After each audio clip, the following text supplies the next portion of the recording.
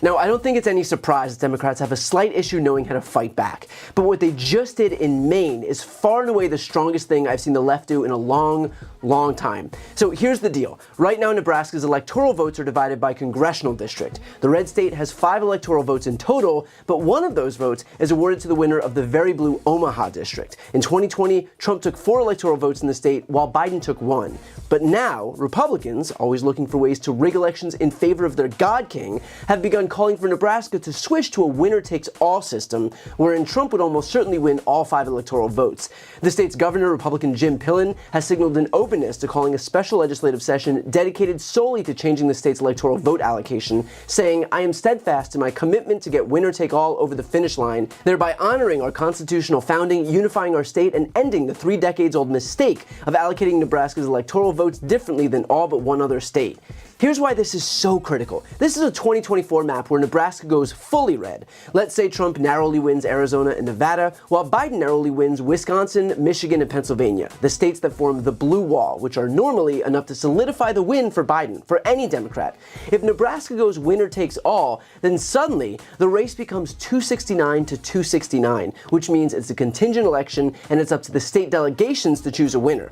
Republicans control more delegations than Democrats, meaning Trump would win in the 2024 election.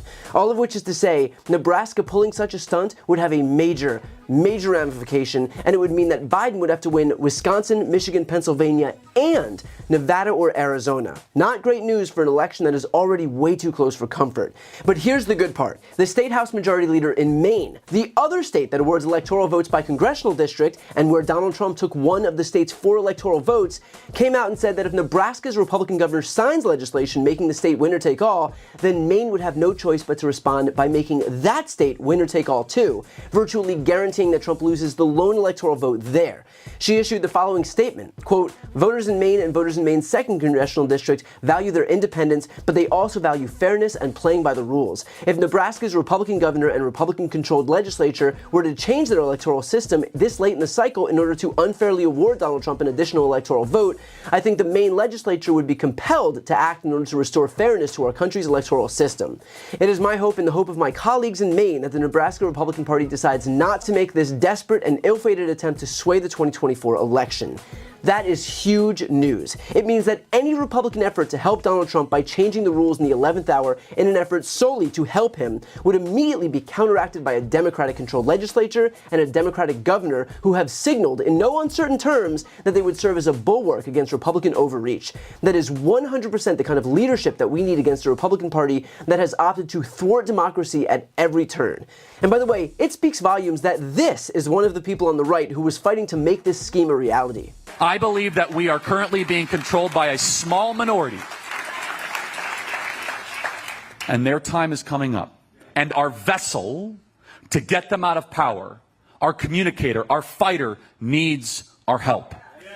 Trump needs your help. This movement is looking on Nebraska. The millions of patriots across the country that have now been activated on this topic are praying for you and your leaders. They're praying for this state.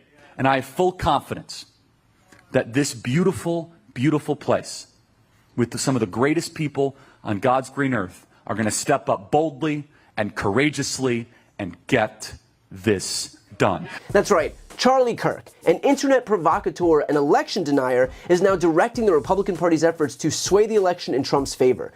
I spoke with my Democracy Watch co-host Mark Elias about the fringe figures in the GOP growing in relevance, and here's the warning that he issued. Yeah, so first of all, I think we have to stop distinguishing between the fringe and the mainstream. I mean, Steve Bannon is not somehow disconnected from the mainstream. He was Donald Trump's chief strategist, the chief strategist of the guy who was not only the former Republican president, but the current Republican nominee. Right. And the RNC has said that they are going to be working with these, what they call grassroots organizations, what you and I would call fringe vote suppression and election vigilante organizations.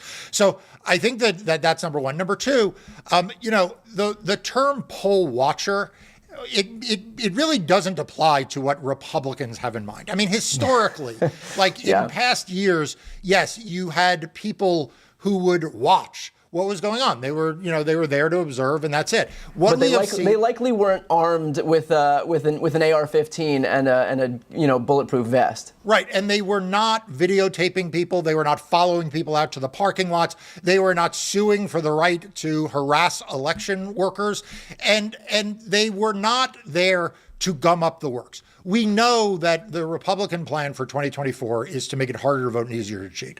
And the harder to vote stuff is the stuff that my team and I are litigating now in court. The easier to cheat stuff is what these folks are being trained to do. It is to show up and intimidate. It is to show up and delay vote counting.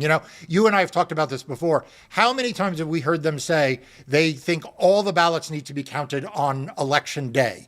And then all of the things they do, whether it's requiring hand counting or these very, very intrusive efforts to gum up the works through election challenges and voter challenges. This is their strategy. So there are lots of things they can do to create the environment, both to genuinely interfere with the elections, but also to create the rhetorical floor that then lets them say, stop counting. Stop counting. Why are these things going on? So while we may see these figures as fringe, the simple fact is that they are now the mainstream in today's Republican Party, and their ideas and their strategies are mainstream in the Republican Party. This is a party that has no moderating forces. There are only extremists. Need more proof of that? Here is Bill Barr putting that on full display. So just to be clear, you're voting for someone who you believe tried to subvert the peaceful transfer of power, that can't even achieve his own policies, that lied about the election even after his attorney general told him that the election wasn't stolen. And as the former chief law enforcement in this country, you're going to vote for someone who is facing 88 criminal counts. Well, look, the 88 criminal counts, a lot of those are, and I've said... Even if 10 of them are accurate. The answer to the question is yes. I'm supporting the Republican ticket. But can you say that you're voting for Donald Trump? Because you're not saying his name. You just say you're supporting the Republican ticket. I've said as between Biden and Trump, I will vote for Trump. Which is to say, no matter how moderate they try to present themselves as, they are not. This is a top-down, coordinated effort from every wing of the party to undermine democracy. It's happening at the RNC, it's happening in the states, and it's happening in their media. And it highlights the extent to which we need to be awake, paying attention, and wholly willing to fight back if we're going to preserve our democracy. Before you go, I need some help. Please subscribe to this channel and do your part to help grow the progressive media ecosystem. I don't do sponsorships or paid ads, I won't ask for money, but just subscribing to this channel goes a really long way, and it helps get the message out to more people. The subscribe button is right here on the screen. You can also subscribe to my Spanish language channel, which I made to reach those crucial Spanish-speaking voters. That link is on the screen too. And finally, if you want to listen to my audio podcast, you can follow that link as well. Thanks so much for watching.